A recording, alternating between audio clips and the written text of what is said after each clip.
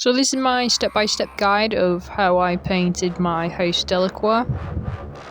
So I started with a plain black prime.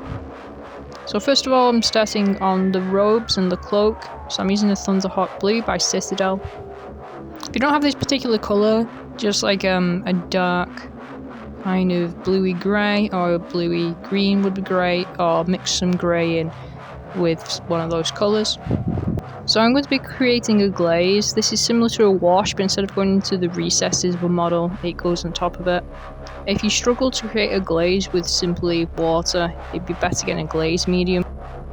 You can get like a lamium medium if you want to, or a glaze medium from like Vallejo, but I tend to get the big containers and add some water, dilute it down, and then add it to a smaller bottle.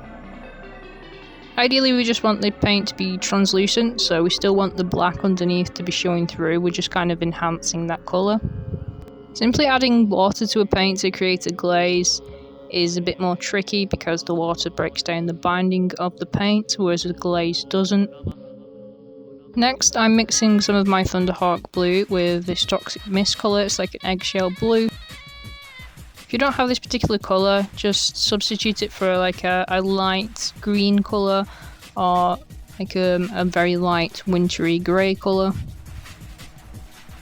Here I'm just highlighting the very prominent edges now, and don't be afraid to go back in with any previous colours, a little bit of black or that previous Thunderhawk colour, just to kind of tie it all together.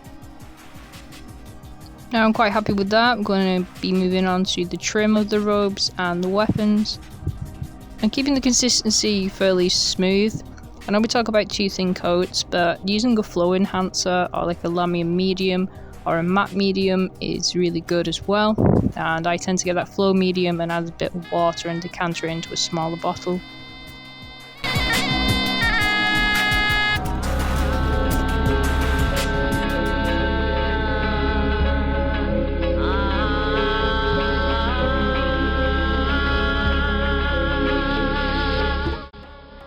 Next, I'm using Wild Rider Red. It has like an orange tint to it, so I'm just putting little bits of this here and there. You don't have to be overly neat with highlights.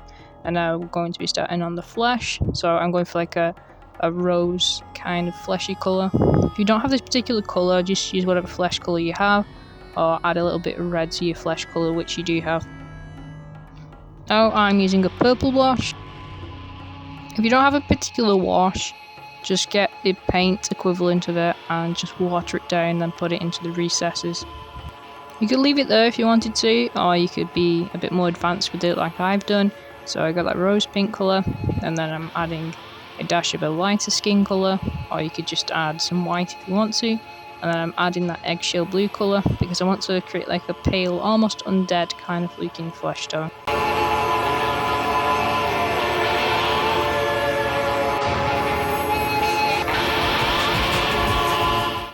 Moving on to the metallics, so I'm using this Brilliant Darkstar Gold, really good for pigmentation. If the gold you have isn't great or you struggle to get good coverage with metallics, add a little bit of another colour as well, so gold and yellow works really well together for better coverage.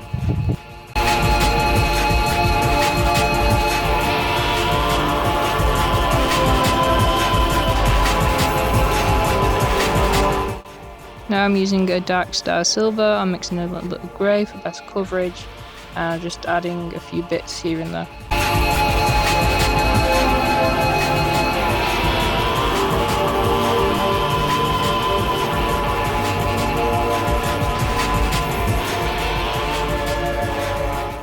Now I'm going over the gold parts with a sepia tone wash. I think sepia tone looks really good over gold. It makes it richer and stand out more.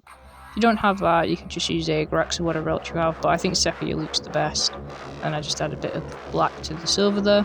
And now I'm using Doombull Brown, which is a really great colour for creating deep rust, which I'm using on the base. Now you could leave it here if you wanted to, but I'm going to go a little bit fancier and create some sort of muzzle burn on the weapons. So just starting with black at the top. Next you'll want to add a deep blue. I've gone for a metallic blue because I think that looks really good.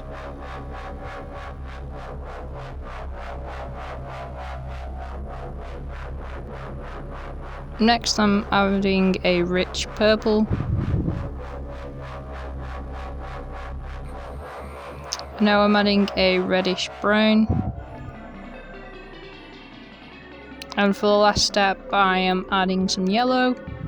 And I like to dirty it up with a little bit of black paint as well. And there we go. And here's my finished gang.